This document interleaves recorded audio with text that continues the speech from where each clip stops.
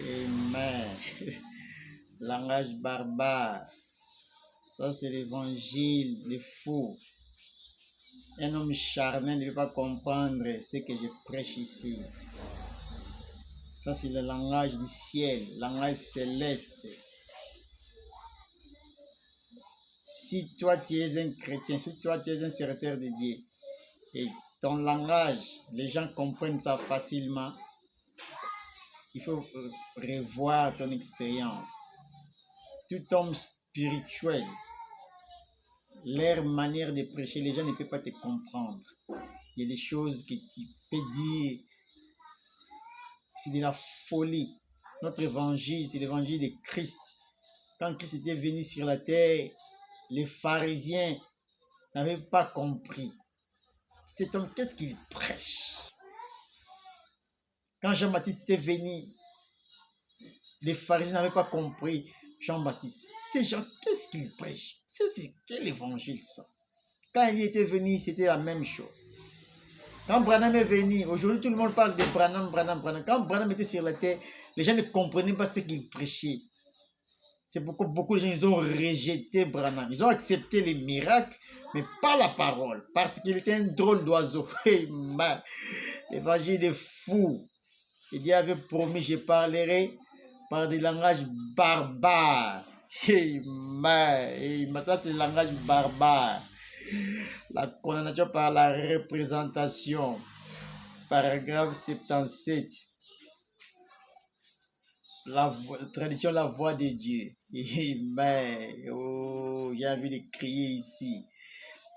Or, Dieu, quand il a créé son église, il a créé une église de Pentecôte. Dieu reconnaît seulement une seule église, une église pentecôtiste. Pas pentecôtiste de l'organisation des noms blasphématoires avec des formes de pantalons, avec des femmes en maquillage, des églises sales. Non, les pasteurs qui tombent avec des femmes. Pas cette Pentecôte-là. La Pentecôte, c'est l'expérience du cœur. Dieu avait laissé... Oh, quand Dieu il a créé son église, il a créé une église de Pentecôte. C'était l'église originelle de la Pentecôte. Pas cette église-là, nous voyons aujourd'hui des églises du message sans Pentecôte, sans la vie de Christ. Pas des dons spirituels, les églises secs, les gens ne parlent pas. Ce n'est pas ça la Pentecôte. La Pentecôte sans les parler à langue, c'est une fausse Pentecôte. Et pas les parler à langue comme les pentecôtistes, c'est pas les parler à langue avec des femmes en pantalon. Non. Les parler à langue, c'est pour des saints. Les véritables Saint-Esprit parlent la langue. C'était l'église originelle, une église de Pentecôte, remplie du Saint-Esprit, des hommes et des femmes conduits par l'Esprit de Dieu. Il y a l'onction de Dieu ici. Oh my. L'homme n'a pas pu laisser ça tranquille. Dieu a laissé cette église Pentecôte avec la Pentecôte, avec les fruits de l'Esprit, avec les dons spirituels.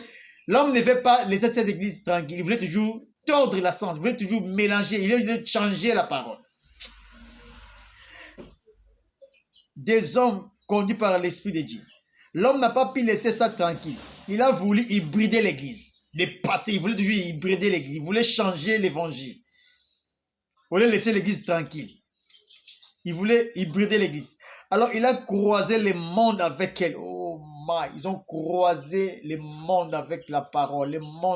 L'église dans le monde. Oh my. La théologie, les églises de connaissance sans esprit, sans la vie de Christ. Ils ont changé la parole. La théologie, les doctrines, plein de doctrines. Nous croyons ceci, nous croyons ça. Ils ont rejeté la Bible. Chacun, il a pris sa partie qui lui plaît.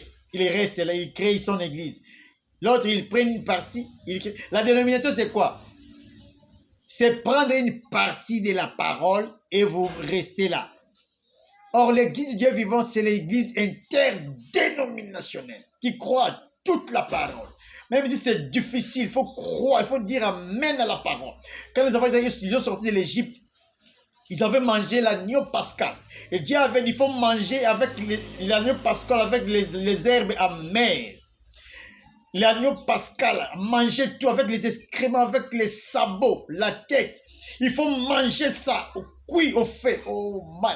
La parole, l'agneau pascal aujourd'hui, c'est le Seigneur Jésus-Christ. La parole faite chair. Les messages du temps de la fin. Les messages, c'est dur, mais il faut manger, il faut croire à toute la parole. Il faut prêcher la plénitude de la parole. Oh my. Et aujourd'hui, nous avons reçu les 7 tonnerres. Les 7 tonnerres sont venus pour mettre les églises en pièces, pour briser toutes les dénominations. Oh my. L'ange est descendu aujourd'hui pour condamner l'organisation. Hey my. Oh my. Les doctrines, les dénominations. Oh, c'est sûr, ça produit une plus belle église. Ça oui, vous allez créer une belle église. Ça, des églises obèses, des grandes églises, des frères, des membres. Ça oui, mais pas l'église du Dieu vivant, pas l'église de l'Esprit, pas le Saint-Esprit. Oh my. Des grandes églises, des belles églises. Ça oui. Combien elle est différente de l'église originelle. Oh regardez vos églises aujourd'hui. Des grandes églises, des jolis bancs avec des cloches, des meilleures églises. Mais elle est différente de l'église originelle, de la Pentecôte, la première église. Regardez votre église aujourd'hui.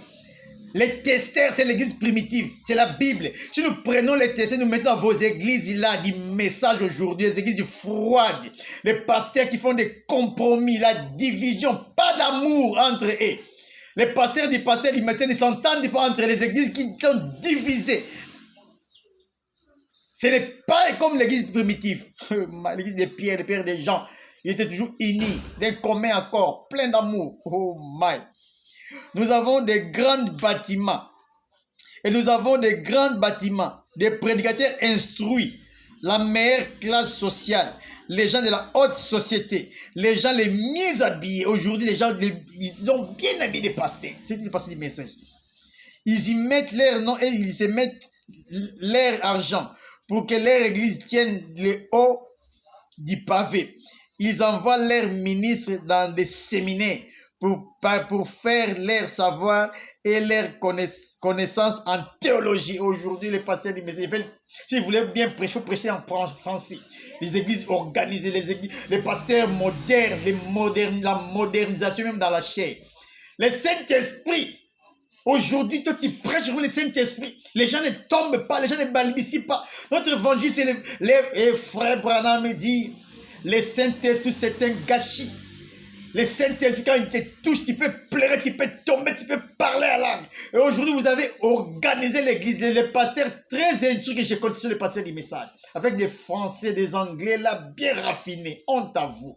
Vous n'êtes pas comme des Pierre. Pierre ne connaissait pas son alphabet. Il ne connaissait même pas citer son nom. Mais frère Branham dit, Pierre avait la puissance de Dieu. Je n'ai ni or ni argent, mais c'est que je te donne lève-toi et marche. Oh, où est cette église-là? Jésus-Christ, il viendra prendre cette église, l'église primitive, l'église de la Pentecôte, l'église où il y avait les 9 dons spirituels, l'église où il y avait la puissance du Saint-Esprit, la démonstration du Saint-Esprit. Vous avez changé la parole, vous avez changé l'église. Cette église que vous avez aujourd'hui, c'est différent avec les églises primitives. C'est pourquoi William Marion Branham est venu aujourd'hui pour restaurer l'église. Quelle église? L'église de la Pentecôte. Jésus il vient prendre cette église-là. Il ne vient pas prendre les boutiques des dénominations. Non, non, non, non. Il vient prendre l'église primitive, l'église avec les 9 dons spirituels. L'église qui est remplie du Saint-Esprit. Plein d'amour. L'église de la communion entre les frères. Là où il y a l'amour, là où il y a l'amour parfait. Oh, Dieu aide ton peuple. Vous avez changé la parole. Leurs connaissances en théologie et qu'ils éloignent encore plus de Dieu. Toujours plus. Vous êtes éloignés de Dieu. Aujourd'hui, vous êtes loin de Dieu. Les églises du message aujourd'hui sont loin de Dieu. Les pentecôtistes aujourd'hui sont loin de Dieu.